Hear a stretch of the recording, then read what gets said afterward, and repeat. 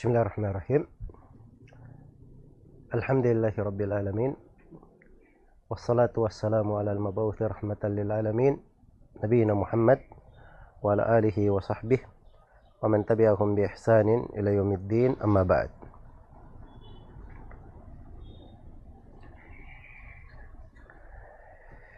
Alhamdulillah, ini pertemuan yang kedua di sesi tanya jawab online. Semoga Allah Subhanahu wa taala memberikan taufik dan hidayahnya kepada kita semua dan selalu meluruskan segala langkah, ucapan, perbuatan dan amalan kita semua. Dan semoga Allah Subhanahu wa taala selalu membimbing kita di atas jalan yang lurus, as-siratal mustaqim, memberikan keteguhan, istiqamah dan kesesuaian sesuai dengan petunjuk Al-Quran dan Sunnah Rasulullah Sallallahu Alaihi Wasallam. Baik, kita akan memulai pertanyaan di pagi hari ini. Tentunya pertanyaan-pertanyaan saya akan langsung bacakan dan tanpa menyebutkan identitas penanya, karena juga pertanyaan-pertanyaan yang masuk melalui ikon-ikon yang kadang juga bukan nama asli. Ya, maka saya bacakan pertanyaannya saja pada hal-hal yang insyaallah ta'ala bermanfaat untuk semuanya. Sini ada yang bertanya, kalau shaf pertama penuh, bagaimana sikap makmum yang baru datang? Apakah menarik makmum yang di depan untuk mundur ke belakang, atau makmum menunggu makmum yang baru?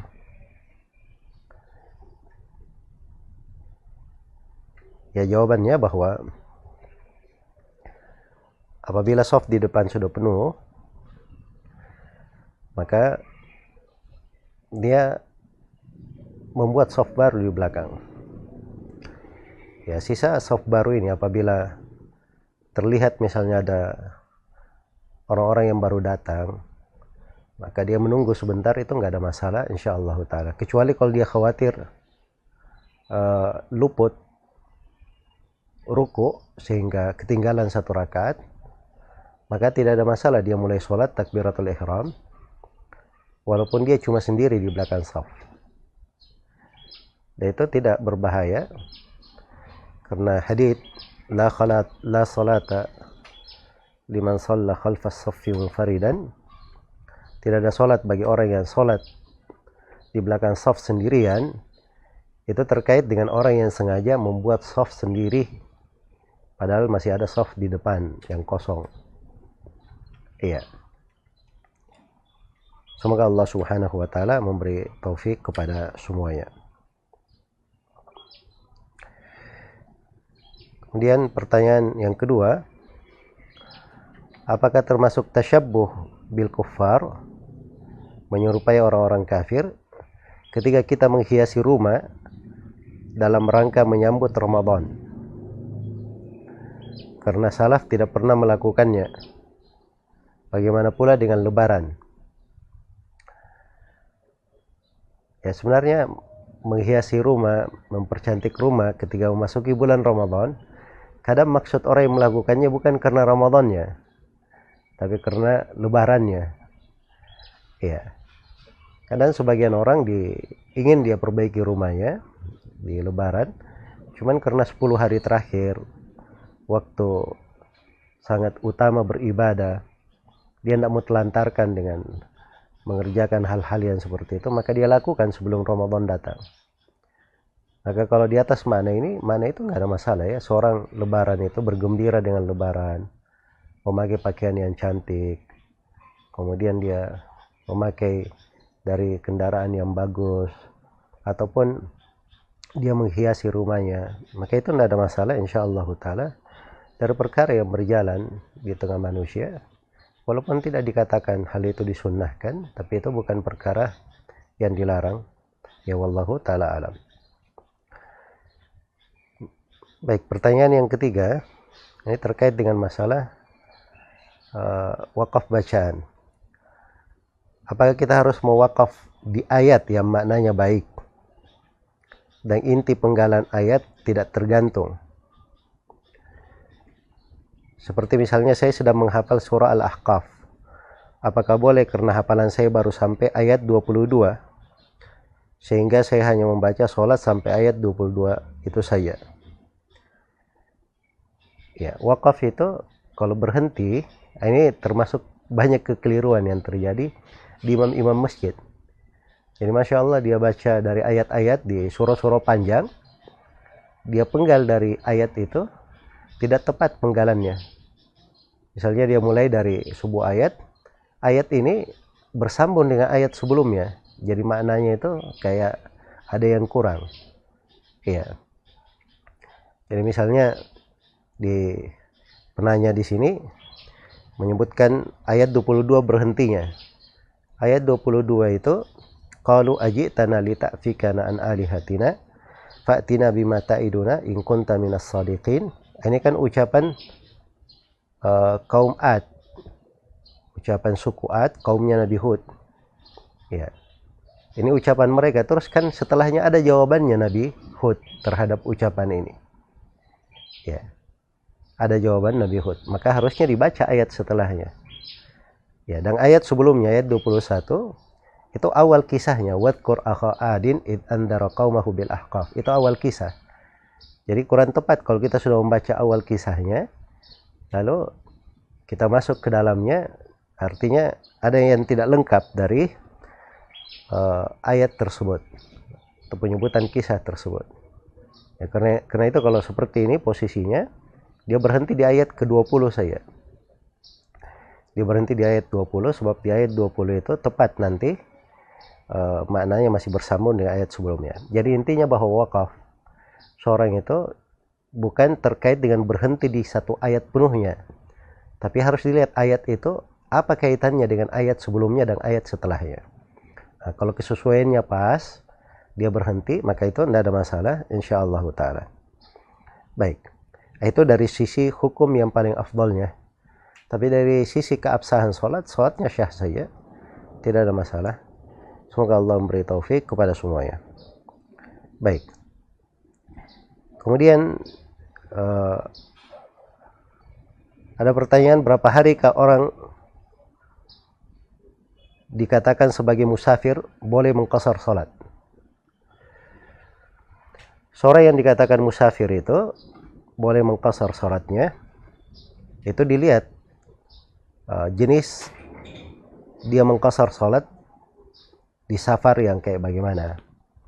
Ya kalau dia terus berjalan dari sebuah kota ke kota yang lainnya, atau berbolak-balik antara sebuah kota dengan kota yang lainnya, terus berlanjut tidak singgah, maka ini dia boleh mengqasar kapan saja, walaupun sepanjang dia hidup, tidak ada masalah karena dia berjalan. Adapun kalau musafir itu singgah di sebuah tempat, nah ini terkait dengan masalah hukum singgah di sebuah tempat. Bagaimana bila musafir singgah di sebuah tempat? Apa yang dia lakukan? Nah, dilihat sebab dia singgah di sebuah tempat itu apa.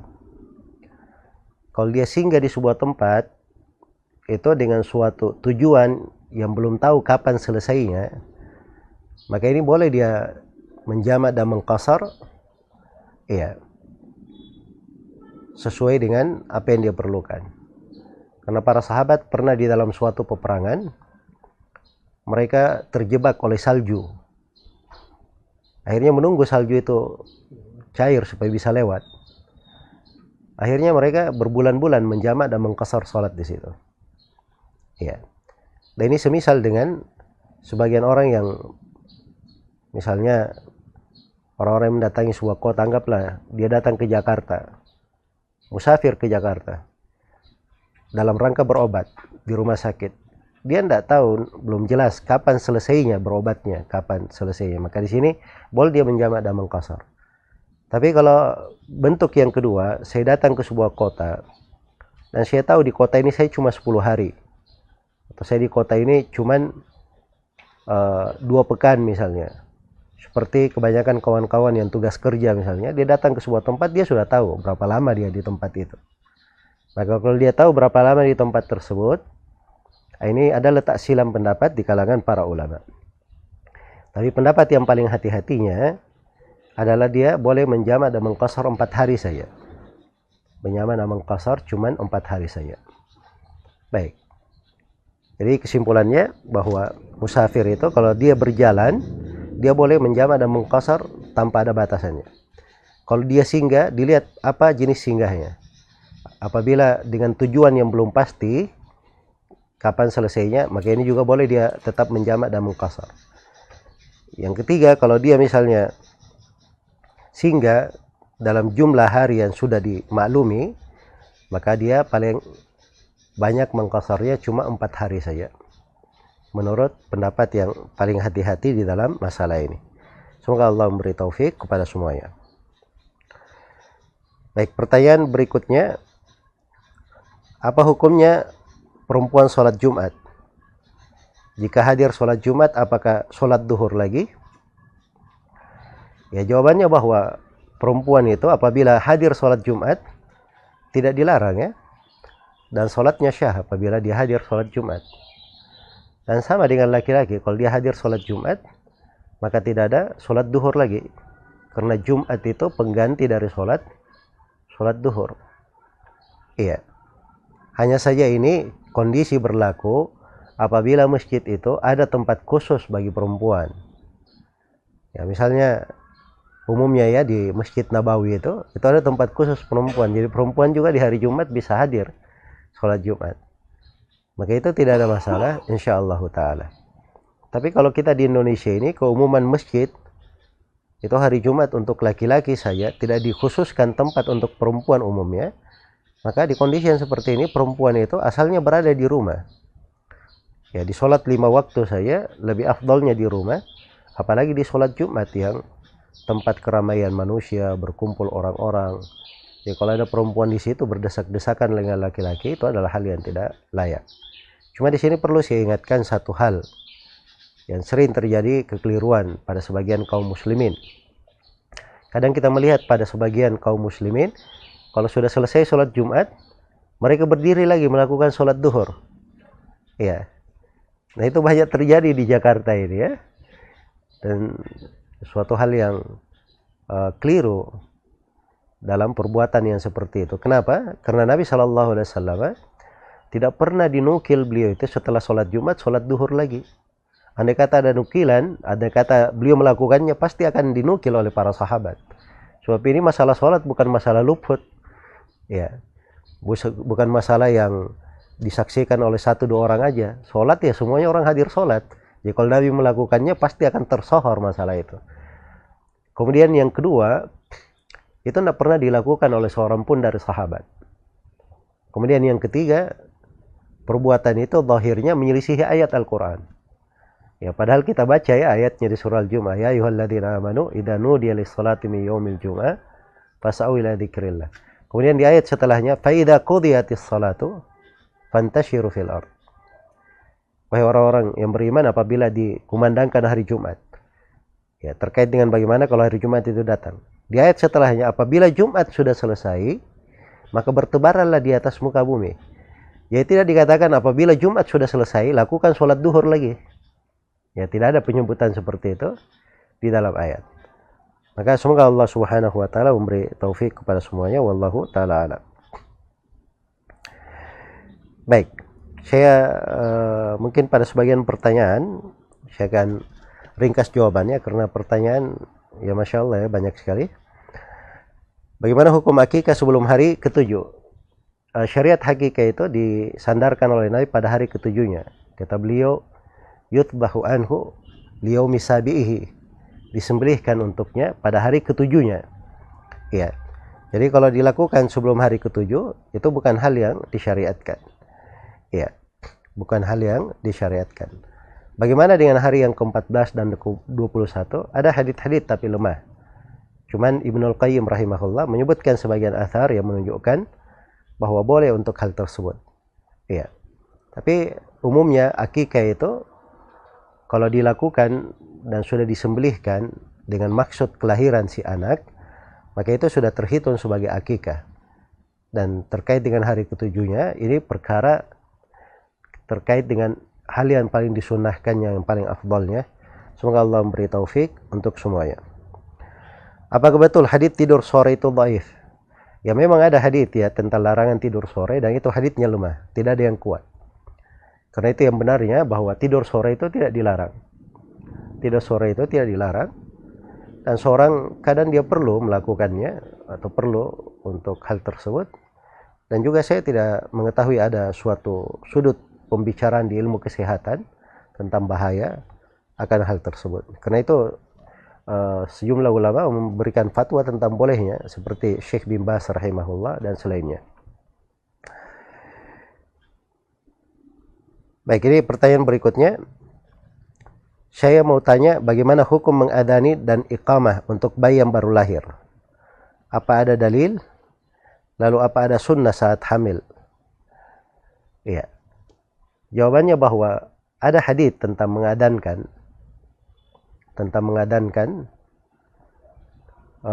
untuk bayi yang baru lahir. Dan itu hadits-hadits semuanya lemah. Tidak ada satu riwayat pun yang kuat. Ya, dulu Syekh Al-Albani rahimahullah, beliau pernah menghasankan haditsnya di tahqiq beliau terhadap Al-Kalimah At-Tayyib karya Syekhul Islam Ibn Taimiyah. Tapi setelah itu beliau rujuk dari hal tersebut. Setelah dicetak kitab Syu'abul Iman karya Al-Baihaqi, tampak bahwa riwayat yang beliau anggap bisa sebagai pendukung ternyata tidak bisa menjadi pendukung. Ya, dan saya juga periksa sanad periwayatan hadits ini pada seluruh riwayatnya, dan tampak bahwa ini hadits-hadits tidak bisa dikuatkan. Ya, karena itu tidak disyariatkan untuk mengadankan, apalagi mengiqamah itu datang dalam hadits yang dia lebih lemah. Iya. Baik.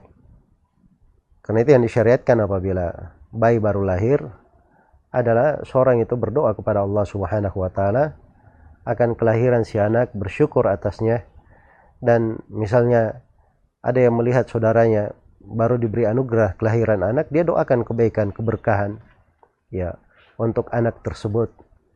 Ya, dan itu dari hal-hal yang baik. Demikian pula kalau orang tua melakukan tahnik untuk anaknya, dia kunyahkan kurma, kemudian dia masukkan ke langit-langitnya kurma yang sudah dikunyah itu, maka itu adalah hal yang baik. Dari sudut manfaat dan kesehatan juga disebutkan kebaikan dan manfaatnya. Semoga Allah memberi taufik kepada semuanya. Pada saat hamil, apakah ada sunnah khusus pada saat hamil? Jawabannya tidak ada sunnah khusus ya. Tapi Maryam ketika sedang hamil itu berdoa dengan doa yang baik kepada Allah Subhanahu wa taala. Maka seorang itu banyak berdoa kepada Allah. Demikian pula seorang ibu hamil, dia banyak membaca Al-Qur'an, banyak berzikir, banyak melakukan ketaatan-ketaatan. Ya, semoga Allah Subhanahu wa taala menganugerahkan kepadanya seorang anak yang saleh. Baik.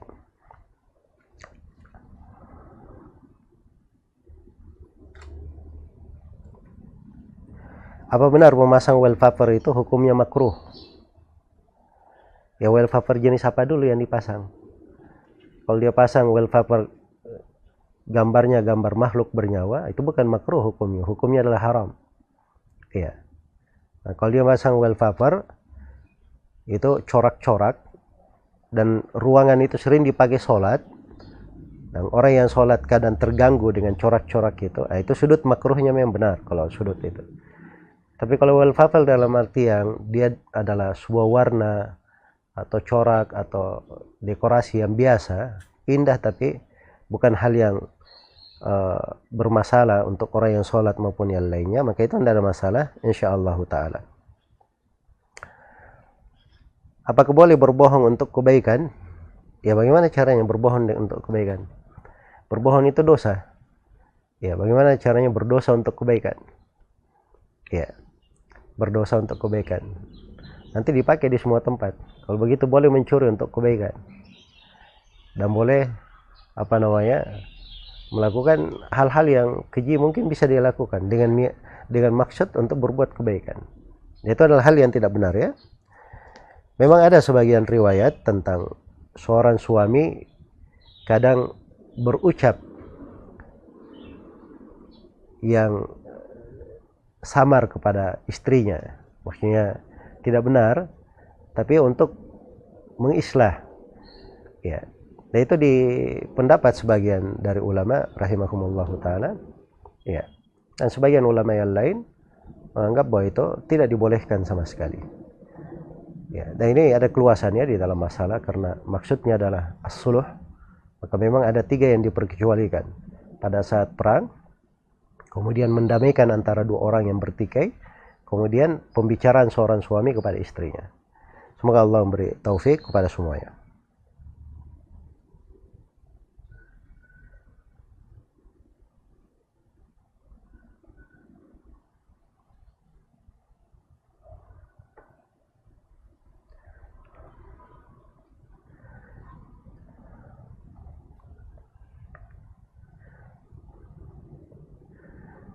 Bagaimana adabnya apabila ada grup yang di dalamnya berisi orang-orang yang saling berjualan. Misalnya si Ibu A berjualan kue bolu dengan harga 100.000 dan saya juga mau berjualan kue yang sama dengan harga yang lebih murah tapi beda merek. Apakah tidak mengapa saya share di grup jualan yang sama dengan merek yang berbeda dengan harga yang lebih murah? Nah, ini persaingan harga ya namanya ya. Kalau dari sudut bersaing seperti itu ya dilihat aja, sepanjang tidak membahayakan saudara kita itu nggak ada masalah. Tapi kalau dipandang hal tersebut bisa membahayakan saudara, maka dari etikanya seorang itu ketika berjualan jangan dia membahayakan saudaranya ya. Itu aja yang dia perhatikan. Semoga Allah memberi taufik kepada semuanya.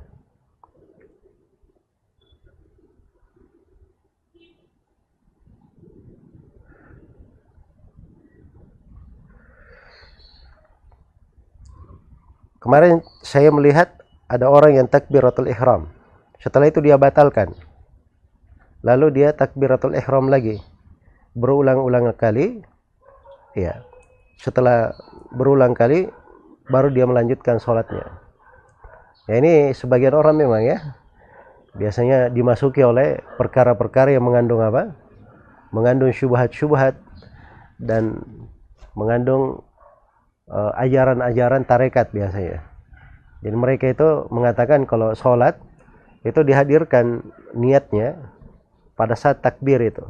Jadi kalau dia sudah takbir Allah, dia merasa belum hadir, dia batal lagi. Dia tarik nafas dulu menghadirkan Allah. Nah, begitu dia sudah hadir betul Allahu Akbar, baru dia lepas. Ya. Nah ini subhanallah memberatkan dalam agama orang-orang yang seperti ini. Nah itu tidak ada dalam tuntunan Nabi seperti itu. Iya, agama ini dimudahkan. Nah itu dari sebab dia ditunggangi oleh syaitan. Syaitan senang dengan orang-orang seperti itu. Dari awal saja sholatnya sudah ragu-ragu, ya sudah dipermainkan oleh syaitan. Ya, karena itu hal yang seperti ini dari perkara-perkara yang harusnya ditinggalkan. Niat itu sudah ada di dalam hati. Seorang pergi ke masjid, dia sudah berniat untuk sholat. Karena Allah, itu sudah niatnya. Langsung saja dia takbiratul ihram. Sisa di hati makna takbiratul ihramnya. Allahu Akbar apa maknanya? Ya bacaan-bacaan sholatnya. Maka sholatnya akan bermakna insyaallah ta'ala. Baik.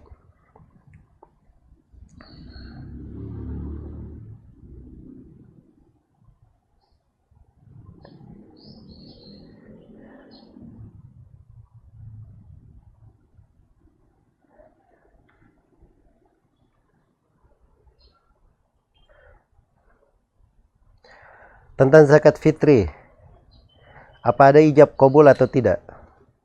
Ya zakat fitri itu tidak perlu ada ijab kabul ya.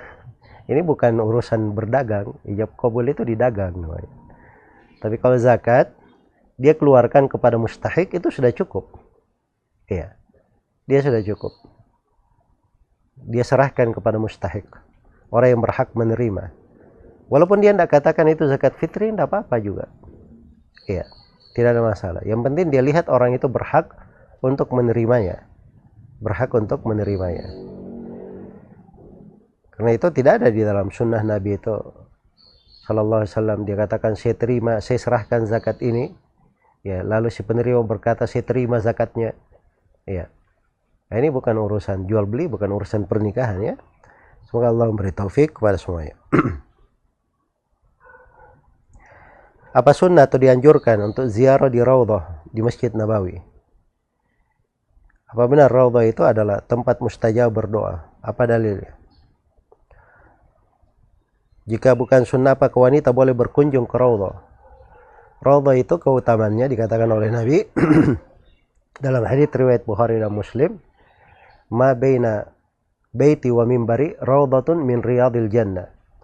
Antara rumahku dan mimbarku, jadi antara rumah Nabi dan mimbar Nabi, itu kata Nabi, raudhatun min riyadil jannah, taman dari taman-taman surga. Jadi bahasakan itu taman dari taman-taman surga. Karena itu raudhah itu tempat bagus beribadah. Dia ingin berdoa juga tidak ada masalah, bagus. Nah, dan kalau berkunjung ke Masjid Nabawi, tidak ada masalah ya, seorang kalau sudah di masjid, dia ke raudhah itu. Dan memang pemerintah setempat itu mengkhususkan waktu untuk laki-laki dan mengkhususkan waktu untuk perempuan. Iya. Jadi pada saat waktunya bisa ke raudhah, ya dia ke raudhah saja. Tapi perlu diingat ya, di raudhah itu paling utamanya sholat sunnah saja. Adapun sholat wajib, yang paling utama di sholat wajib bukan di raudhah, tapi di shaf pertama, itu yang paling utama kalau sholat wajib. Di shaf yang pertama. Semoga Allah memberi taufik kepada semuanya.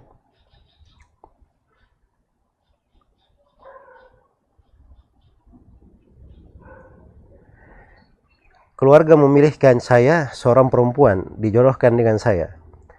Namun saya tidak suka dengan perempuan ini. Bagaimana menyikapinya? Apa saya terima saja atau bagaimana? Ya, ini kembali kepada si penanya.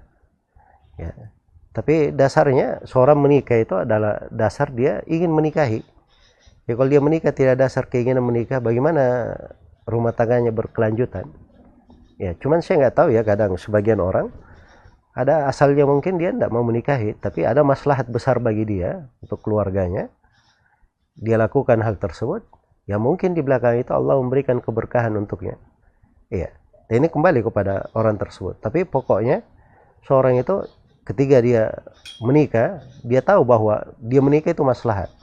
Dia bisa beribadah kepada Allah dengan menikah tersebut dan tidak menzalimi orang lain di dalam pernikahan itu. Itu saja yang dia pikirkan. Kalau itu terpenuhi, maka insya Allah ta'ala tidak ada masalah. Mana yang lebih didahulukan, belajar ilmu usul fikih atau ilmu mustalahul hadits? Dua-duanya ilmu alat ya. Dua-duanya ilmu alat. Ya, dan dua-duanya bagus dipelajari. Tapi kalau dia dahulukan ilmu usul fikih, itu lebih luas manfaatnya. Sebab ilmu usul fikih itu dipakai di banyak bidang. Di bidang fikih, di bidang bahasa, di bidang tafsir dan seterusnya. Adapun ilmu mustalah hadits, dia adalah khusus pembahasan di bidang hadits. Kalau dia masuk di bidang ilmu-ilmu lain, itu terkait dengan masalah haditsnya saja. Iya, tapi semuanya adalah ilmu alat, bagus untuk dipelajari. Semoga Allah memberi taufik kepada semuanya.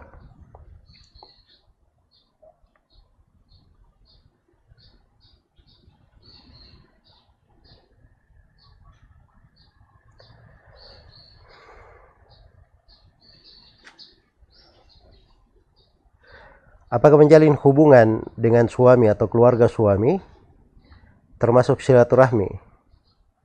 Karena silaturahmi sebatas memiliki hubungan darah saja. Ya, ar-rahim itu artinya hubungan, adanya hubungan ikatan rahim.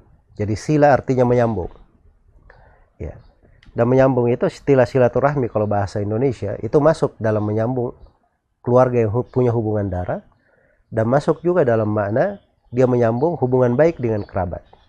Dan semuanya adalah perkara yang baik ya. Ada tuntunan-tuntunan dan syariat.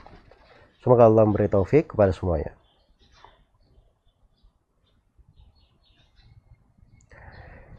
Bagaimana hukumnya jika saya sering minum kopi bareng satu gelas dengan orang non-muslim? Ya tidak ada masalah ya di dalam hal tersebut. Ya sebab orang meminum itu tidak ada kaitannya dengan masalah najis ya. Ya. Jadi kalau dia minum misalnya dari satu gelas, gelasnya dipakai juga oleh non muslim, maka itu tidak ada masalah. Tapi kalau misalnya non muslim yang memiliki gelas dia pakai, maka itu harus dipastikan bukan gelas bekas minum khamar misalnya, atau minuman yang mengandung najis. Iya. Semoga Allah memberi taufik kepada semuanya.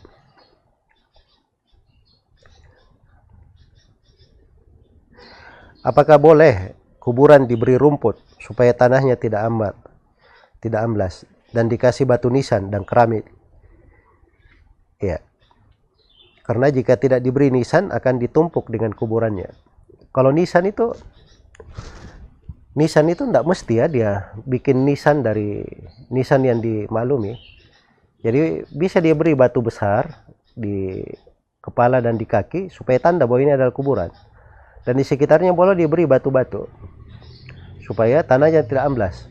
Kemudian di atas tanah boleh dia beri kerikil-kerikil dihamburkan. Tapi kalau diberi rumput hijau, itu namanya penghijauan. Tidak ada makna kuburan nanti orang senangnya tidur di atas kuburan.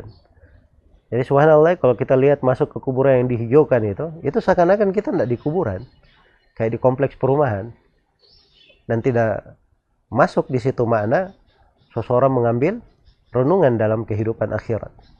Ya, mana sebagian orang subhanallah di bulan Ramadan kuburan jadi tempat judi.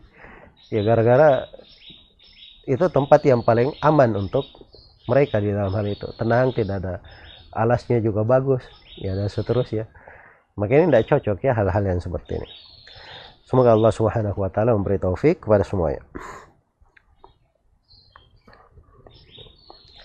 Baik.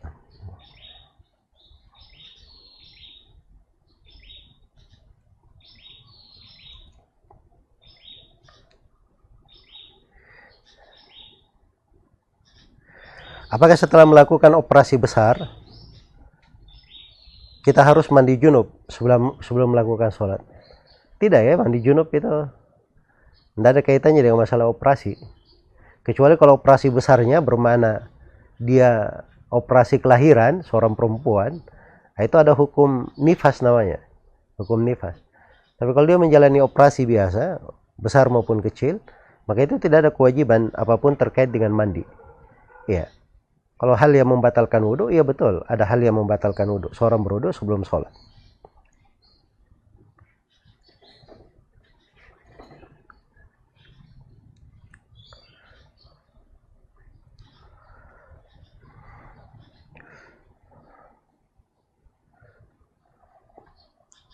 Bagaimana hukumnya uang sedekah, infak, zakat, dan wakaf diproduktifkan atau diinvestasi? Karena dosen saya menjelaskan seperti itu boleh, tapi hati saya masih ragu. Nah, ini tidak benar ya. Tidak benar kalau dia buat sedekah, infak, dan zakat untuk investasi. Sebab sedekah dan infak itu tergantung amanahnya. Kalau di sedekah dan infak diamanahkan boleh investasi, nggak apa-apa diinvestasi. Tapi kalau disedekahkan misalnya untuk pondok pesantren, untuk makan, untuk beli minuman, untuk beli karpet masjid dan seterusnya, lalu diinvestasikan, ini namanya menyelisihi amanah. Sama dengan zakat. Zakat itu pengarahannya untuk 8 golongan. Karena itu tidak boleh zakat diinvestasikan. Dan ini termasuk kekeliruan. Kalau dia investasikan zakat itu, nanti hasilnya dibagi oleh ke fakir miskin. Ya baik, kalau investasinya gagal, rugi, nah ini tidak benar ya. Karena itu harusnya dia penuhi perintah syariat, diserahkan secara langsung. Kecuali kalau wakaf. Wakaf itu ya tergantung amanah wakafnya. Kalau di wakaf itu diamanahkan untuk investasi dan hasilnya dialirkan, maka itu boleh saja, tidak ada masalah insyaallah taala. Semoga Allah memberi taufik kepada semuanya.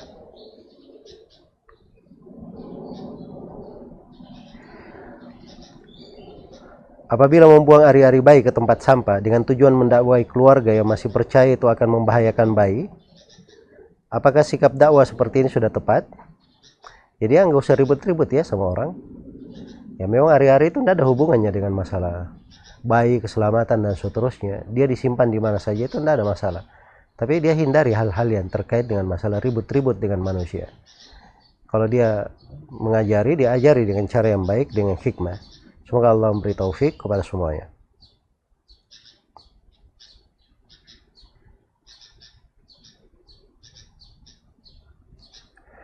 Bolehkah menjamak sholat seorang akhwat yang sedang melangsungkan pernikahan dengan alasan menerima tamu? Iya. Jadi dia menjamak sholat dengan alasan menerima tamunya. Jadi kalau misalnya uh, itu dia lakukan di kondisi dia memakai pakaian misalnya yang sulit untuk dilepas, ya, dan kalau dia sholat di tepat di waktunya maka akan memberatkan, ya, maka di posisi ini ya mungkin ya itu dibolehkan, tapi kalau saya anjurkan bahwa dia sholat di setiap waktu pada sholat sebagaimana mestinya di waktunya masing-masing, maka itu insyaallah taala lebih afdal, ya wallahu taala alam.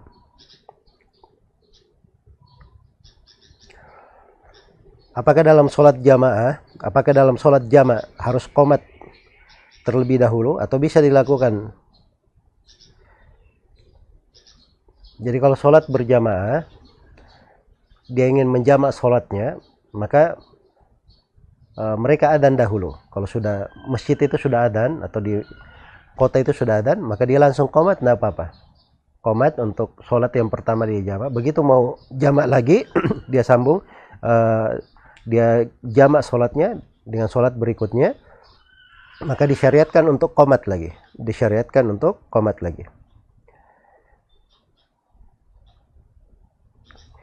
Bagaimana hukum menabung di bank konvensional? Tergantung maksudnya untuk hal itu. Kalau niatnya bukan menabung, niatnya adalah untuk transfer, memudahkan dia dalam transaksi, maka tidak ada masalah untuk hal tersebut sepanjang dia tidak mengambil riba. Tapi kalau dia cari bank yang tidak ada pelanggaran syariat di penyimpanan, ya saya nggak tahu ya apa bank syariah sudah ada sistem yang seperti itu, ya, maka itu tentunya yang paling afdalnya. Ya, cuman manusia kan berbeda-beda dalam maksud dan keinginannya di dalam memiliki rekening. Ya, semoga Allah Subhanahu wa taala memberi taufik kepada semuanya. Tapi ini semuanya dengan catatan dia tidak mengambil bunga dari riba dan tidak ikut dalam transaksi riba. Ya wallahu taala alam.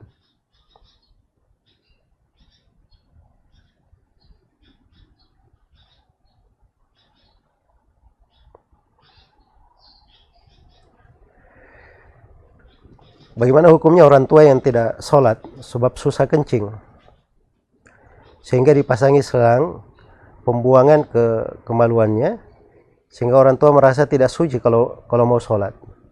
Nah ini keliru ya, kalau dia tidak sholat itu dosa besar ya. Ya, andai kata misalnya keluar terus air kencing dari dirinya, dia tidak bisa tahan, ya, maka dia tetap ada kewajiban sholat. Itu diberi keringanan oleh Allah. Allah berfirman, la yukallifullahu nafsan illa wus'aha. Allah tidak membebani seorang kecuali sesuai dengan kemampuannya. Fattaqullaha mastata'tum, bertakwalah kepada Allah sesuai dengan kemampuan kalian. Iya. Jadi caranya kalau mau sholat, maka bagian yang keluar najis itu dibersihkan. Ya, setelah itu dia sholat. Di waktu sholat saja dia bersihkan. Maka alhamdulillah banyak kemudahan dalam hal ini. Semoga Allah memberi taufik kepada semuanya.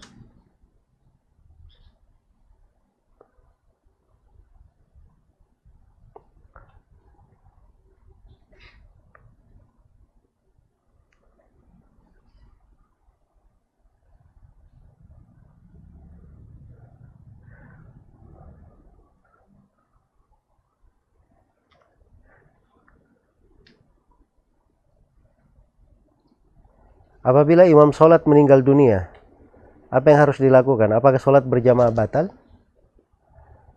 Ya, kalau misalnya imam sholatnya terjadi kecelakaan atau dia meninggal, maka ada sebagian dari jamaah yang menolongnya, ya, misalnya, maka itu tidak ada masalah. Tapi yang lain itu tidak batal sholatnya. Harusnya dia majukan satu orang sebagai imam untuk melanjutkan sholat mereka.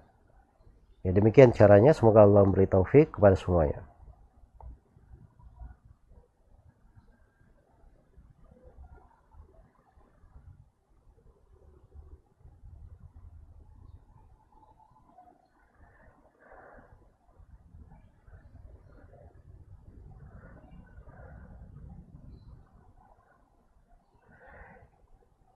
Ini ada yang bertanya, saya kerja di kapal.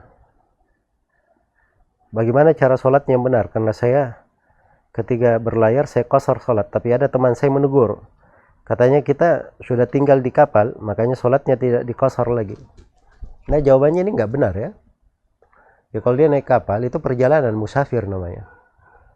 Ya, kalau musafir dia boleh mengqasar sholat, boleh menjamak dan mengqasar sholat. Itu dikatakan orang yang tinggal di kapal, itu ada istilah namanya orang rumah kapal. Ya. Jadi memang keluarganya semuanya di kapal, hidupnya memang di kapal, rumahnya memang di kapal. Nah ini orang yang seperti ini, dia berpindah-pindah kemana saja, memang itu rumahnya, tidak dianggap musafir dia dengan hal itu. Nah itu sudah benar. Tapi kalau dia tinggal di sebuah negeri, dia melakukan perjalanan berlayar dengan sebuah kapal, itu musafir namanya. Boleh dia menjamak dan boleh dia mengqasar. Semoga Allah memberi taufik kepada semuanya.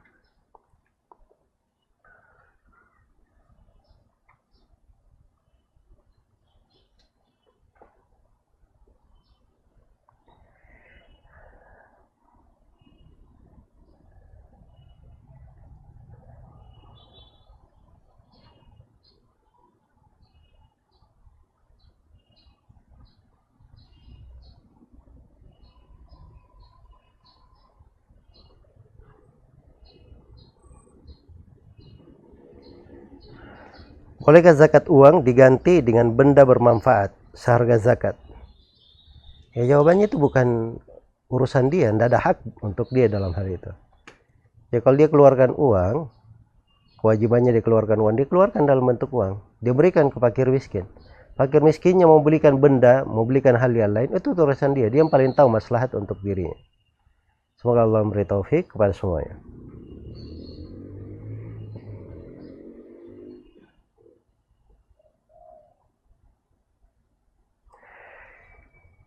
Ini ada yang bertanya, bapak saya 2 tahun yang lalu jatuh dan patah kakinya. Beliau sholatnya sambil duduk. Sekarang kaki beliau sudah sembuh dan sudah bisa berjalan lagi. Tapi beliau sholatnya masih duduk. Jadi kalau dia sholatnya masih duduk karena dia sudah bisa berjalan ya, sudah sembuh bisa berjalan, tapi berjalan belum tentu seorang itu bisa duduk. Ya dilihat saja, kalau dia duduk karena alasan tidak bisa dia duduk, maka itu tidak ada masalah ya. Karena memang diberi keringanan oleh Nabi. Kata Nabi SAW, "Shalli qa'iman." Sholatlah engkau berdiri. Fa illam tastati fa qa'idan. Kalau kamu tidak mampu maka duduk. Fa illam tastati fa 'ala jam. Kalau tidak mampu duduk maka berbaring. Itu keringanan diberikan oleh Nabi SAW.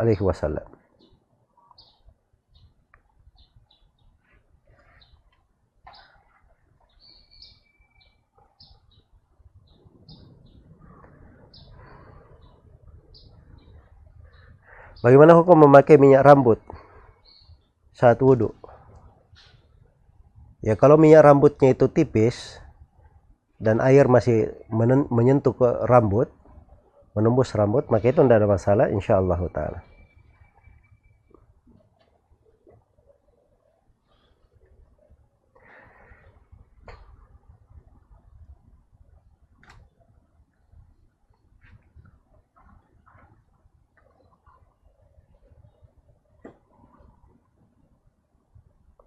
Apa hukum sholat dengan menggunakan baju yang terkena darah? Jawabannya bahwa darah itu bukan najis.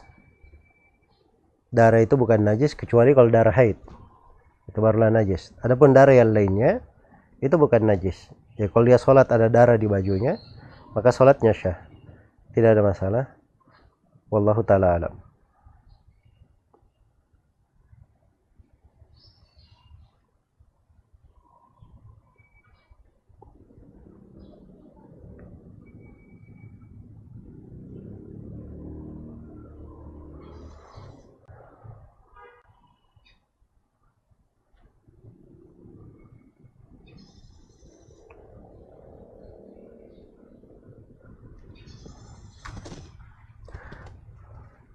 Apakah boleh menjual barang jauh lebih mahal dari harga yang kita beli?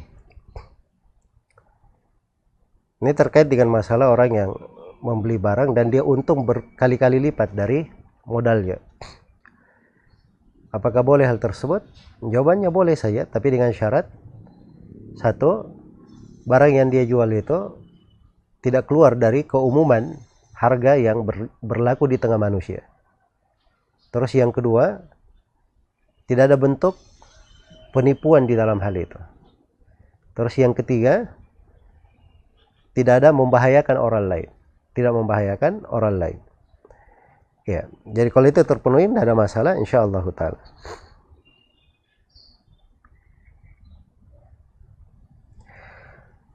Apakah sebidang tanah kosong yang tidak produktif termasuk harta yang dizakatkan jika sudah nisab dan haul? Enggak, tanah yang tidak produktif, tanah yang ditempati, rumah yang ditempati, kendaraan yang dipakai, itu semuanya tidak ada zakatnya. Berdasarkan hadits Abu Hurairah, riwayat Bukhari dan Muslim.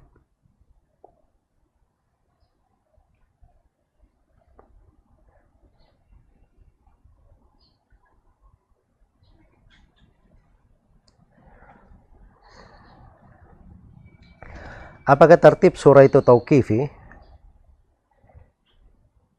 Ya, betul, tertib surah itu tauqifi ya. Surah Al-Fatihah, kemudian surah Al-Baqarah, surah Al-Imran. Ya, itu menurut pendapat yang lebih rajih di dalam hal ini. Ya, karena Nabi Shallallahu Alaihi Wasallam mentertibnya, dan itu yang berjalan di tengah para sahabatnya. Tapi kalau dia bertanya di dalam sholat apakah harus ikut tertib itu, ya jawabannya afdalnya memang seperti itu. Tapi kalau kadang-kadang dia tidak urutkan, kadang-kadang tidak dia urutkan, itu tidak ada masalah ya, karena ada sebagian riwayat Nabi Shallallahu Alaihi Wasallam pernah tidak berurut dalam membaca surah. Tapi kalau dia tertibkan itu lebih bagus ya. Kalau dia tertibkan itu lebih bagus. Wallahu taala alam.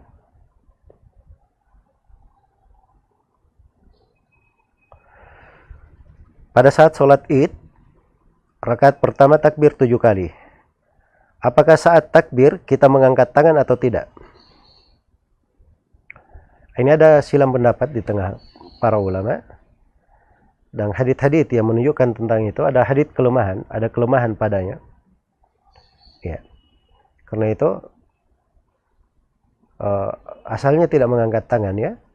Hanya saja kalau kita sholat di sebuah masyarakat dan kebanyakan masyarakat mengangkat tangan, maka kita ikut saja mengangkat tangan sama dengan mereka.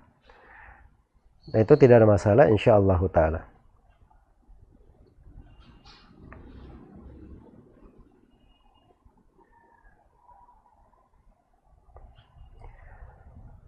Saya sudah menghajar istri 5 bulan, namun tidak ada etikat baik dari istri kepada suami. Dan istri mengatakan mau pisah, dan saya persilahkan dia urus. Apa yang saya lakukan yang diperbolehkan? Ya kalau dari sudut boleh, boleh saja ya. Dari sudut boleh, boleh saja. Ya. Nah, memang hal-hal yang terkait dengan masalah rumah tangga, kadang ada sudut yang perlu diselesaikan antara dua belah pihak. Kadang ada sudut diselesaikan bersama kerabat dan keluarga. Kadang ada sudut perlu diselesaikan di depan pengadilan atau orang-orang yang bisa menasihati. Semoga Allah memberi taufik kepada semuanya.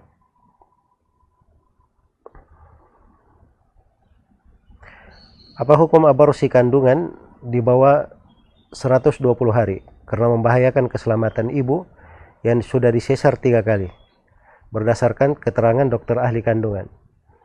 Itu sudah banyak perempuan yang diklaim seperti itu. Tetap dia melahirkan, anaknya tetap selamat dan tidak ada masalah. Karena itu klaim sebagian dokter untuk hal itu hal yang tidak jelas. Hal yang tidak jelas. Dan haram hukumnya menggugurkan kandungan dengan hal yang seperti itu. Kalau jelas membahayakan jiwa pun, ya, maka ini sudah ada kandungan, walaupun belum ditiupkan nyawa, tapi tidak boleh seorang itu sembaran di dalam menggugurkannya. Semoga Allah memberi taufik kepada semuanya.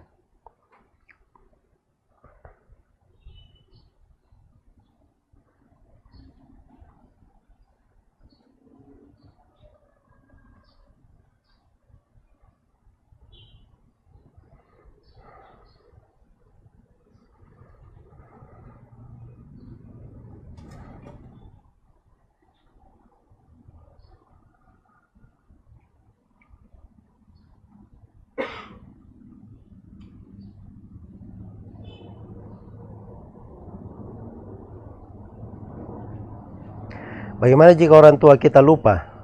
Apakah anaknya sudah diakikah atau belum? Dan anaknya sudah dewasa. Ya kalau orang tuanya lupa di dalam hal tersebut, si anak boleh saja kalau ingin akikah dirinya, boleh diakikahkan. Tidak ada masalah. Insyaallah ta'ala.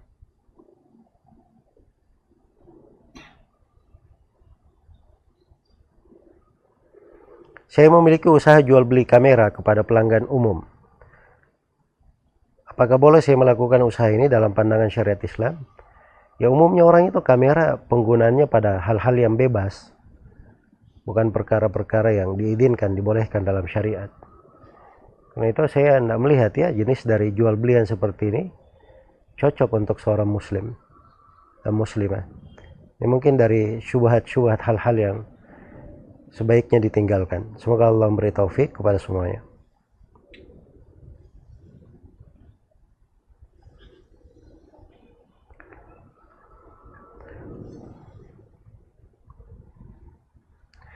Apakah boleh mencukur jenggot sebagai persyaratan masuk kerja? Setelah resmi menjadi karyawan, boleh diperpanjang kembali. Ya, jadi Masya Allah ya. Jadi melakukan hal yang diharamkan bisa di style ini ya. Bisa disetting. Dan itu tidak dibolehkan ya. Seorang itu tidak boleh melakukan hal yang diharamkan. Apakah dalam waktu tertentu atau selama-lamanya. Ya, itu adalah hal yang dilarang. Dia cari pekerjaan yang lebih layak untuknya. Semoga Allah memberi taufik kepada semuanya. Apakah boleh menumpuk jenazah dalam satu liang? Misalnya bapak dan anak dalam liang yang sama. Jawabannya boleh saja, nggak ada masalah dalam hal itu. Ya, Nabi SAW pernah mengumpul banyak sahabat dalam satu liang lahat. Ya, menguburkan mereka di sebagian peperangan. Semoga Allah memberi taufik kepada semuanya. Dan sekarang juga kalau kuburan itu yang berjalan di Mekah dan di Madinah, di pekuburan Baqi, itu pekuburan Baqi dari masa Nabi adanya. Ya. Dari masa Nabi. Jadi itu memang ada sebagian liang lahat itu digali ulang, dimasukkan ke situ. Ya, dan itu tidak ada masalah insyaallah taala. Baik, kita baca 3 pertanyaan terakhir. Ini Masya Allah pertanyaan banyak sekali ya, saya tidak bisa membaca semuanya.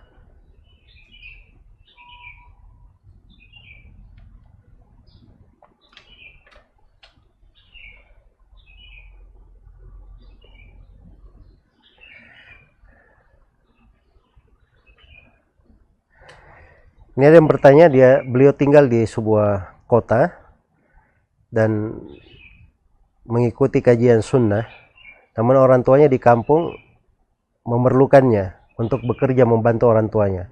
Mana yang harus diutamakan? Jawabannya, kalau orang tua di kampung ada yang menemaninya, ya ada yang menemaninya, sedangkan dia di kota dia perlu belajar, maka afdalnya dia belajar. Apalagi kalau yang dia pelajari ilmu-ilmu yang terkait dengan kewajibannya.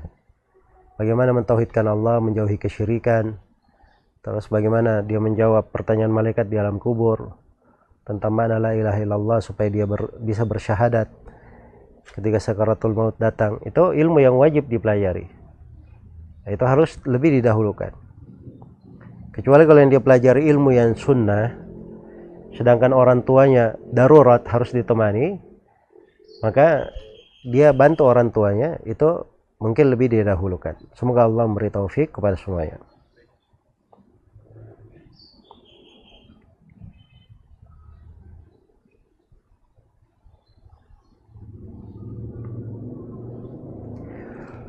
Ada teman menikah dan menjadi istri kedua padahal dia PNS. Ada Undang-Undang Nomor 90 Tahun 2010 melarang PNS untuk menjadi istri kedua dan ketiga dan seterusnya. Apa itu tidak taat kepada ulil amri? Ya, peraturan pemerintah kalau dia menyelisih syariat itu tidak ditaati. Karena Nabi SAW bersabda, innamat ta'atu fil ma'ruf. Ketaatan itu dalam hal yang ma'ruf saja, bukan dalam hal yang ma'asiyah. Dan tidak boleh melarang perempuan menikah. Apakah dia sebagai yang kedua, ketiga, dan keempat, tidak boleh dilarang dalam hal itu. Iya. Cuman itu sisi hukum agama. Adapun si perempuan sendiri ini terkait dengan masalah hubungannya dengan pemerintah, ya ini adalah urusan pribadinya.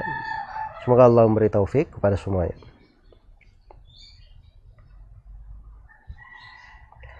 Baik, pertanyaan yang terakhir, apabila ingin mendapatkan fadilah membaca Al-Quran seperti Al-Kahfi di hari Jumat atau Al-Mulk sebelum tidur, apakah harus full satu surah atau bisa beberapa ayat? Nah, maksudnya itu surah Al-Mulk satu surah ya, 30 ayat. Dan surah Al-Kahfi dia baca satu surah 120 ayat. Dia lengkapi. Nah, itu yang dimaksud membaca lengkap. Kalau dia baca sebagian artinya dia belum membaca satu surah itu. Iya. Kalau surah Al-Kahfi misalnya dia baca di malam hari setengah, di siang hari dia lanjutkan, nah itu nggak ada masalah ya kalau melanjutkan. Sepanjang masih hari Jumat. Baik. Semoga Allah Subhanahu wa taala memberi taufik kepada semuanya. Dan saya berterima kasih atas perhatiannya di acara ini dan kepada seluruh kawan-kawan yang telah berpartisipasi dalam terselenggaranya acara ini, dan kawan-kawan yang juga mengambil andil di dalam menyiarkan ataupun di dalam menyebarkan acara ini. Semoga Allah melipat gandakan pahala untuk semuanya dan membalas kebaikan dan memberikan untuknya balasan yang terbaik di sisi Allah Subhanahu wa taala pada hari kiamat. Wallahu taala alam. Subhanakallahumma wa bihamdik asyhadu an la ilaha illa anta astaghfiruka wa atubu ilaik. Walhamdulillahi rabbil alamin. Wassalamualaikum warahmatullahi wabarakatuh.